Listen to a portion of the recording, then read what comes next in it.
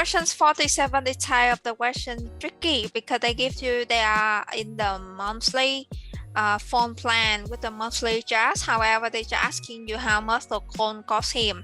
We can't say 0 because we didn't know that how much he used, how many he used for a month already. So we just assume we calculate on the cost, the phone cost only.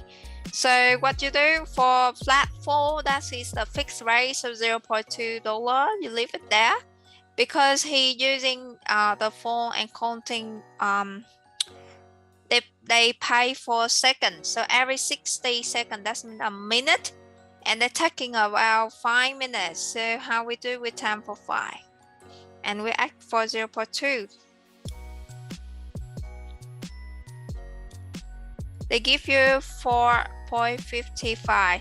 They ask you how much the phone cost him. They doesn't say how much totally a month cost him. So we just say 4.55. Okay. 47C is the answer.